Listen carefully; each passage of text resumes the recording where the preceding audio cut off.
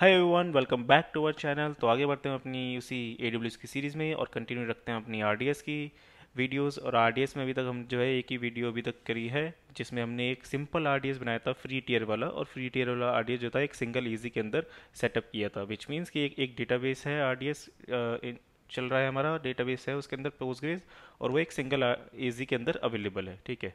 And now I will say what if that easy fails. मतलब एजी fail होने का क्या मतलब है कि मतलब एजी के अंदर, एजी क्योंकि एक अवेलेबिलिटी जोन है। लेट सपोज AWS के डेटा सेंटर के अंदर उसके अंदर कुछ प्रॉब्लम आ गई, वहाँ पर ये कुछ इलेक्ट्रिसिटी फेलियर आ गया या नेटवर्क फेलियर आ गया, कुछ ना कुछ ऐसा प्रॉब्लम आ गई, है ना। तो व्हाट इफ फिर क्या होगा? फिर तो आपका डेटाबेस डाउन हो गया, आपके पास डाउन टाइम आ गया, है ना। तो देखो AWS क्लेम करता है कि मोस्टली ना 99 पॉइंट ज़्यादा परसेंट, 99.7% ना आपको हमेशा जो है रिलायबल रहेगा आपका जो है एजीज, सारे के सारे एजी। लेकिन कुछ कुछ ऐसे ऐसे जो होते हैं ना स्पेशल सिनेरियोज होते हैं, वो भी कहते हैं कि AWS भी कहते हैं कि भाई ऐसे सिनेरियोज के लिए आप प्री प्रिपेयर्ड रहें। तो इसलिए आप बैकअप हमेशा अपने बना के रखें, specially in the case of RDS। तो उसके केस में तो बनाना ही पड़ता है। ठीक है। तो अभी तक हमने सिर्फ और सिर्फ फ्री टियर वाला बनाया था। अभी चलो हम क्विकली चलते हैं एक बार, ये थोड़े मल्टी एजीज वाले बना के देखते हैं। ठीक है। इसमें गए हम यहाँ पे क्रिएट डेटाबेस करेंगे, और इसमें वही स्टैंडर्ड क्रिएट में पोस्टग्रेस वाला लेंगे हम, यहाँ पे नीचे वाला RDS, ट्रेडिशनल RDS। देखो यहाँ पे हमें मिलता था, ये देखो इंजन वर्जन वैसे ही रखेंगे, यहाँ पे हमें मिलते थे templates, production, dev test, free tier. Last video के अंदर मैं फ्री टियर कवर करा था, उसके अंदर देख भी लिया, फ्री टियर में सिंगल एजी के अंदर बना दिया।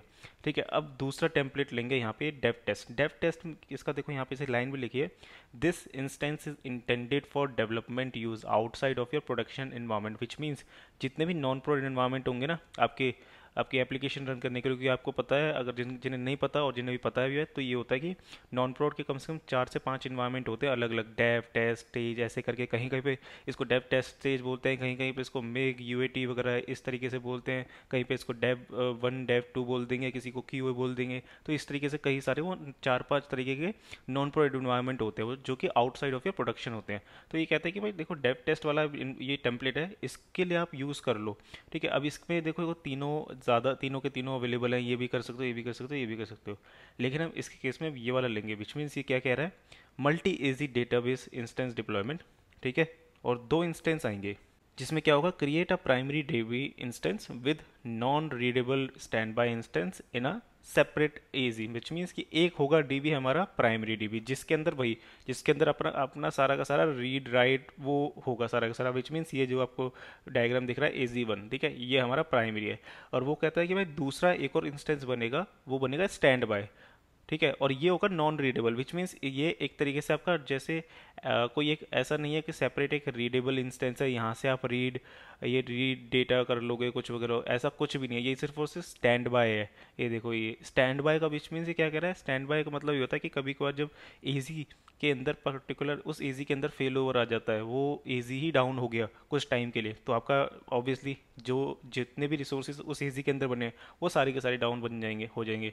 और देखो क्योंकि डेटाबेसेस जो होते हैं one of is the most crucial thing in any application, क्योंकि डेटाबेस जहाँ डाउन हुआ वहीं आपकी एप्लीकेशन गई। इवन ये होता है कि डेटाबेस स्टिल चल रहा है, लेकिन एप्लीकेशन के अंदर कुछ प्रॉब्लम आ जाती है, तो उसको वो क्या होता है, वो दोबारा से मतलब रीट्राई करके उसको दोबारा अप कर देता है। लेकिन डेटाबेस जहाँ गया वहीं पर ही आपकी एप्लीकेशन गई। ठीक है। तो यहाँ पे ये हमें बैकअप ऑप्शन मिलता है कि एक, ठीक है, एक जो है हमारा प्राइमरी डीबी है और एक दूसरा जो है स्टैंड बाय डीबी है। स्टैंड बाय डीबी सिर्फ और सिर्फ उस केस में ही काम करेगा जब आपका प्राइमरी डीबी, विच मीन जो एजी प्राइमरी डीबी जहाँ पर है, जो जिस एजी में है उसके अंदर फेल ओवर हो गया है, और ये AWS जो है ऑटोमेटिकली डिटेक्ट भी कर लिया कि अच्छा इस वाले एजी में कुछ प्रॉब्लम आई है, तो वो ऑटोमेटिकली आपके उस वाले स्टैंड बाय डीबी के ऊपर पॉइंट कर देगा। आपकी एप्लीकेशन जो भी ट्रैफिक आ रहा होगा आपकी एप्लीकेशन से, या फिर कहीं पर भी उस डीबी पर ट्रैफिक आ रहा होगा, वो सारा का सारा डाइवर्ट कर देगा स्टैंड बाय में। और स्टैंड बाय में कर करेगा जब उस पर्टिकुलर एजी में फेल ओवर आ गया है कुछ टाइम के लिए। इससे आपको क्या होगा, आपकी एप्लीकेशन जो है बिल्कुल भी डाउन टाइम बिल्कुल भी फेस नहीं करेगी। ठीक है। ठीक है। इसको आप क्विकली कर देते हैं। ये देखो मल्टी एजी डीबी। आगे आगे सारा का सारा वही सेटअप है जैसा हमने किया था। यूज़र सेलेक्ट कर लिया, यहाँ पे मास्टर यूज़र रहेगा, पासवर्ड करवा लेते हैं ऑटो जनरेट। इंस्टेंस देखो, अब देखो लास्ट टाइम क्या था, इंस्टेंस टाइप क्योंकि हमारा फ्री टियर था तो उसके अंदर इंस्टेंस टाइम बहुत लिमिटेड थे, 2-4 ही थे। देखो अब देखो कितने सारे इंस्टेंस टाइप हमें अवेलेबल हो रहे हैं, क्योंकि अभी फ्री टियर नहीं है, अभी इसके अंदर थोड़ी थोड़ी कॉस्ट आएगी पक्का। तो जितने भी लोग अगर ये इस चीज़ को अब बना कर देख रहे हैं, लर्निंग पर्पज से भी देख रहे हैं, तो प्लीज़ ये चीज़ मेक श्योर करना, बनाओ और तुरंत के तुरंत ही विद इन फ्यू मिनट्स के बाद ही, या फिर विद इन जैसे ही आपका कुछ पर्पज़ खत्म कंप्लीट हो जाए, इन डीबीज़ को डिस्ट्रॉय जरूर कर देना, क्योंकि आरटीएस की कॉस्ट बहुत अच्छी खासी कॉस्ट आती है, अच्छा खासा बिल आ जाएगा आपके अकाउंट पे। ठीक है, ये चीज़ ध्यान रखना बहुत अच्छे से। मैं क्या करता हूँ, इसके अंदर सबसे लोएस्ट वाला ही ले लेता हूँ। ठीक है, ये रहा 2 CPU 1 GB मेमोरी। और आपका जब अगर एक्चुअल कोई एप्लीकेशन चला रहे हो तो आप यही अपने साइज़ के अकॉर्डिंग यहाँ पे इंस्टेंस टाइप सेलेक्ट कर लेना डीबी का ये। ठीक है, और स्टोरेज के अंदर अगेन SSD रखेंगे, और स्टोरेज के अंदर भी आप वही अपने अकॉर्डिंग स्टोरेज सेलेक्ट कर लेना। यहाँ पे देखो जैसे कि 20 GB टू ये दिस मच GB यहाँ पे अवेलेबल है, इतने तक कर सकते हैं। मैं क्या करता हूँ 20 ही कर लेता हूँ, क्योंकि ये तो डेमो पर्पस है ना। ठीक है, एंड ये डोंट कनेक्ट, कुछ नहीं दिक्कत, ठीक है, प्रॉब्लम नहीं। VPC अपना वाला कर लेते हैं सिलेक्ट। DB सबनेट ऐसे ही रखते हैं जैसा बना हुआ है, public access no. Security group के अंदर हमारा ऑलरेडी बना हुआ है, सिक्योरिटी ग्रुप उसी को करेंगे। देन ठीक है, उसके बाद तो और कुछ नहीं। बाकी देखो देखो अब इसके अंदर एस्टिमेटेड मंथली कॉस्ट दिखा रहा है, जो भी हमने किया है उसकी एस्टिमेटेड मंथली कॉस्ट ये इतनी बनेगी अगर मैं पूरे मंथ तक इसको यूज़ करूँगा। मैं जो कि ऑब्वियसली इसको पूरे मंथ तक नहीं करूँगा, ये जैसी वीडियो कंप्लीट होगी ना उसके बाद ही मैं इसको डिस्ट्रॉय भी कर दूंगा। ठीक है, इसको करते हैं क्रिएट डेटाबेस। ठीक है, जब तक ये क्रिएट हो रहा है ना, इसको थोड़ा क्विकली समझते हैं कि भाई ये AWS जो है इसका ये जो स्टैंड बाय बनाता है, स्टैंड बाय को कैसे बनाता है, कैसे मेंटेन करता है। ठीक है, उसके बारे में थोड़ा बात करते हैं, क्योंकि क्रिएट होने में थोड़ा सा टाइम लगेगा इसको ना। जब तक होता है हम बात कर लेते हैं। इसमें क्या होता है, देखो AWS जो है ऐसे केस में ना 2 DB बनाएगा हमेशा, है ना। जैसे कि पहला DB बनेगा आपका वही प्राइमरी DB होगा, वो आपका एक एक AZ के अंदर बनेगा, और दूसरा DB होगा वो होगा स्टैंड बाय DB, और वो आपके दूसरे AZ के अंदर बनेगा। अब क्या होता है, जो भी एप्लीकेशन या जहाँ से भी रीड राइट हो रहा है ना, वो आपके उस प्राइमरी डीबी पे होगा। और प्राइमरी डीबी जो है AWS जो है ऑटो सिंक करता रहेगा आपके स्टैंड बाय डीबी को, विच मीन्स जो डेटा होगा ना प्राइमरी डीबी का वो सारा का सारा ऑटो सिंक चलता रहेगा आपके स्टैंड बाय डीबी पे। विच मीन्स कि इन केस कभी भी इन फ्यूचर लेट सपोज 1 साल बाद जाके ये फेल हो जाता है AZ के अंदर, विच मीन्स कि आपका प्राइमरी डीबी हो गया डाउन। अब क्या होगा, AWS ने ऑटो डिटेक्ट कर लिया कि आपका प्राइमरी डीबी डाउन हो गया है, तो आपके प्राइमरी डीबी का स्टैंड बाय डीबी कौन सा है, अच्छा ये वाला स्टैंड बाय डीबी है। तो जितना भी अब कुछ भी कोई भी एप्लीकेशन कोई भी ट्रैफिक आपके डीबी पे आएगा, तो अब वो स्टैंड बाय डीबी से डेटा लेगा और डेटा पे ही उस वहीं पर ही रीड राइट भी कर लेगा। विच मीन्स आपका जो है बैकअप ऑप्शन आपका वहाँ काम कर गया, स्टैंड बाय डीबी काम कर गया, और उसमें डाउन टाइम भी फेस नहीं करा आपकी एप्लीकेशंस ने। तो ये इस तरीके से काम करता है, सिंक करता रहता है, और स्टैंड बाय डीबी इसको एक तरीके से रेप्लिका बना देता है। ठीक है, रेप्लिका बना देगा पूरा एक आपका एक डिफरेंट एजी के अंदर ही। और ये एक चीज़ याद रखना, ये this is not a read replica. ये स्टैंड बाय डीबी जो है you can't directly query, it is purely for high availability. जब भी प्राइमरी डीबी जो है फेल होगा, विच मीन्स वो अनअवेलेबल हो गया due to the AZ fail over, तो AWS उसको ऑटोमेटिकली डिटेक्ट करके उसको अपर आपका जो ट्रैफिक है वो डाइवर्ट कर देगा आपके स्टैंड बाय डीबी के ऊपर। तो ये चीज़ है बस। ये रीड रेप्लिका ये नहीं है, रीड रेप्लिका वाली चीज़ ना भी आगे आएंगे, जो मल्टी एजी के अंदर रीड रेप्लिकास करेंगे। ये रीड रेप्लिका बिल्कुल भी नहीं है, डेव टेस्ट टेम्पलेट से जो भी हमने बनाया है ये।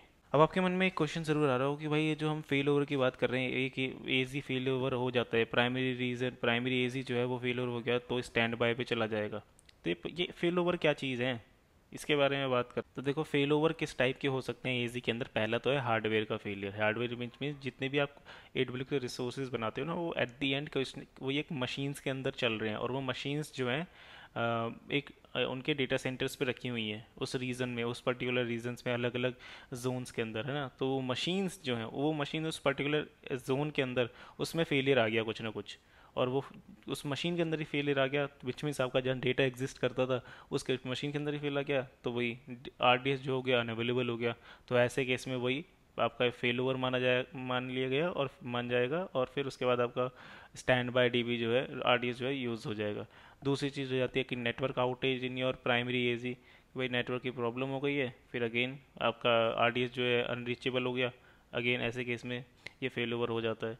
दूसरी चीज़ है स्टोरेज फेलियर, उसके मशीन्स का स्टोरेज फेलियर। दूसरा है आरडीएस का ऑटोमेटिक फेलियर वगैरह, ऐसी कुछ चीज़ आ गई। कुछ कभी कर होता है एडब्ल्यूएस की प्लान मेंटेनेंस और चल रही होती हैं, ठीक है। तो कई सारे हो सकते हैं, मतलब वो होगा कि आपकी आपकी साइड से कुछ नहीं हो रहा, वो AWS की साइड से ही फेल ओवर हो रहा है, ठीक है। तो वो AWS जो है खुद से मैनेज भी कर रहा है उन चीज़ों को ना, कि वो एक आपके लिए स्टैंड बाय डीबी बना के दे रहा है और उसका रेप्लिका बन रहा है और उसका ऑटो सिंक चल रहा है। वो अगर AWS की तरफ से अगर एजी में कुछ प्रॉब्लम आती है उस एजी में, तो वो ऑटोमेटिकली जो आपका स्टैंड बाय वाला यूज़ करना स्टार्ट कर देगा, ठीक है। अब देखो इसके अंदर आपका हमारा देखो डीबी जो है ऑलमोस्ट ना बन भी गया है ये वाला। अगर मैं इसमें आऊँ, यहाँ पे देखो मुझे अभी अभी फुल्ली पूरी तरह से नहीं बना, देखो मॉडिफाइंग स्टेट में भी है, ठीक है। और इसमें अभी भी ना मुझे यहाँ पे ये मल्टी एजी में नो दिख रहा है। ये अभी देखना कुछ टाइम बाद येस हो जाएगा ऑटोमेटिकली, जब ये यहाँ से जो ये स्टेटस जो है अवेलेबल बन जाएगा ना मॉडिफाइंग से, तो वहाँ पे जो मल्टी एजी है ना वो उसको येस कर देगा। और देखो यहाँ पे अभी जो मेरे पास रीज़न आया ना, देखो ये वाला US east 1A, which means कि हमारा जो प्राइमरी डीबी होगा वो इस वाले रीजन के अंदर लोकेट हुआ है। प्राइमरी डीबी हमारा इसके अंदर, आरडीएस जो है इसके अंदर बना है इंस्टेंस। एंड इसको अगर मैं क्लिक करूँ और इसमें कॉन्फ़िगरेशन में जाते हैं, अभी अभी भी जो है थोड़ा भी ये, क्योंकि मॉडिफाइंग स्टेट में तो स्टिल अभी भी बना रहा है इसको ये।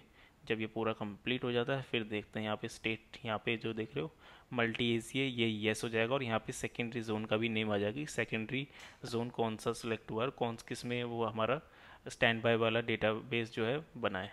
हाँ जी, देखो ये बन चुका है हमारा, अवेलेबल स्टेटस भी आ गया है, विच मीन्स अब इसका सब कुछ क्रिएट हो चुका है। और इसके अंदर मैंने यहाँ पे बताया भी था, ये जो रीज़न एजी दिखता है, ये जो दिख रहा है आपको एजी, ये जो है इसी एजी के अंदर हमारा प्राइमरी वाला इंस्टेंस है। प्राइमरी वाला इंस्टेंस चल रहा है जहाँ पे हमें एक्चुअल रीराइट हो रहा होगा। और अगर मैं इसको देखो यहाँ पे स्क्रॉल करूँ, यहाँ पे देखो multi AG yes, which means कि ये जो इंस्टेंस है मल्टी एजी के अंदर है। एक इंस्टेंस का प्राइमरी जो है एक एजी के अंदर है, दूसरा जो है एक दूसरे एजी के अंदर होगा, ठीक है। अब ये कैसे पता लगेगा सेकेंडरी वाला कहाँ पे है, वो आप इसके अंदर आओगे, इसमें कॉन्फ़िगरेशन में आओगे ना नीचे, ये देखो कॉन्फ़िगरेशन में यहाँ पे देखा है मल्टी एजी येस, और सेकेंडरी जोन कहाँ है, वो है बी वाले में। और हमारा प्राइमरी कहाँ है, प्राइमरी देखो ये रहा, प्राइमरी है ए वाले में, ठीक है ना। तो ये चीज़ है। एक तरीके से मान लो ये वाला इंस्टेंस भी जो है उसी तरीके से सेम वर्क करेगा जैसे हमने फ्री टियर वाला चेक किया था ना, बिल्कुल वैसे ही सेम वर्क करने वाला है। बिल्कुल उसके अंदर सब बस हम लॉगिन करेंगे वाया जंप सर्वर, और सब कुछ एकदम सारी चीज़ें बिल्कुल बिल्कुल वैसी की वैसी होंगी। बस एक चीज़ इसके अंदर एक्स्ट्रा लेयर ऐड होती है, वो है आपका स्टैंड बाय भी जो इंस्टेंस क्रिएट हो जाता है आपके साथ में, कि कभी फेल होगा तो स्टैंड बाय वाला यूज़ होगा वहाँ। अब यही चीज़ है कि वो चीज़ शो करके दिखानी, वो तो एक तरीके से इम्पॉसिबल टाइप चीज़ ही है, क्योंकि वो तो ईजी फेलियर होगा तो ही वो ऑटोमेटिकली फिर आपको स्टैंड बाय जो है यूज़ में होना स्टार्ट होगा, ठीक है ना। तो ये चीज़ तो वही कि मैं यहाँ प्रैक्टिकली भी एक तरीके से सिमुलेट करके भी नहीं दिखा सकता कि भाई वो एजी फेल ए, वो तो ये है कि AWS ही ऑटो डिटेक्ट करेगा उसको कि एजी फेल ओवर हुआ है, और फिर वो जो है हमारा स्टैंड बाय डीबी को यूज़ करना स्टार्ट करेगा, ठीक है ना। तो आप बस आप ये चीज़ चेक कर सकते हो कि हाँ मल्टी एजी सेटअप हुआ है और हमारा सेकेंडरी जोन भी जो है आ रहा है या नहीं आ रहा है। और सेकेंडरी जोन ऑब्वियसली आपका प्राइमरी वाले से डिफरेंट होना चाहिए। प्राइमरी वाला हमारा ये था ए, और सेकेंडरी वाला वो है हमारा बी, ठीक है ना। तो बस वही है, बिल्कुल इतना ही रखते हैं इस वीडियो के अंदर, और मिलते हैं नेक्स्ट वीडियो के अंदर। So thank you for watching, and if you like the content please do like share and subscribe, and also if you have any question and doubt please comment down below.